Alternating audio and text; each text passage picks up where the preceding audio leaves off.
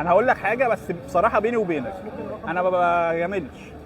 اول مره في حياتي اروح مطعم وابقى ندمان بالمنظر ده. تخيل لما اصغر فود بلوجر يفتح مطعم، ومطعم ايه؟ مطعم ناشفل، يعني حاجه كده نار يا حبيبي نار، وكاتب لك الناشفل ده لعبتي. فاحنا النهارده في الكوربه عند مطعم بودي.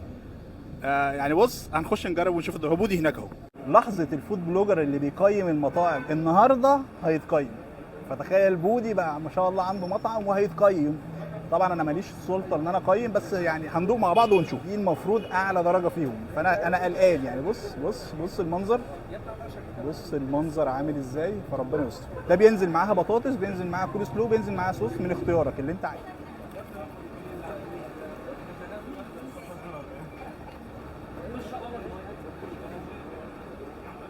بص هو البريدنج كتير قوي، كتير فاهمني. بس احنا هنشوف المضمون، نخش على الفراخ من جوه نشوف طعم الفراخ عامل ازاي. اوه مولعه. وعاجبني ان التتبيله واصله. صندوق نشوف الطعم عامل ازاي. نقول بسم الله، ودي اجمل لحظه بحبها.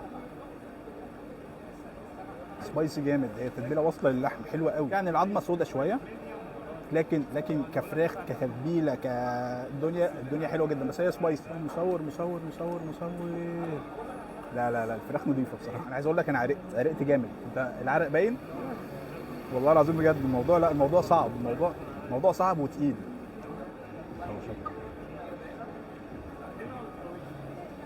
حلو البافلو. بس انت لو ليك في السبايس، انا اساسا بقي اتخضر. ده بينزل وينجز بس ما بينزلش معاه حاجه.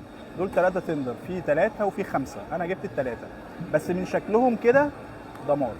والله العظيم بقي اتبنج. واو. لا الفراخ حلوه. لا ندوق. جامده. هنده بودي دلوقتي واقول له الاكل انا ندمت ان انا جيت من اكتوبر، وندمت ان انا جربت المطعم بتاعك. هاخده. هو الاكل حلو بصراحه، بس انا فعلا ندمان دلوقتي. انا حاسس حاله ندم. هو فين بودي؟ بودي جاي دلوقتي، انا هاخده. تعالى. انا هقول لك حاجه بس بصراحه بيني وبينك انا ما بجاملش. اول مره في حياتي اروح مطعم وابقى ندمان بالمنظر ده. باين عليا ندمان. انا ندمان. لا جامد. الاكل جميل جدا.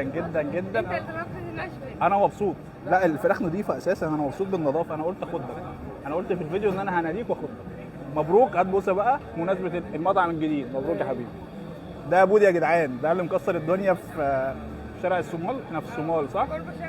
كوربه شارع الصومال مصر الجديده.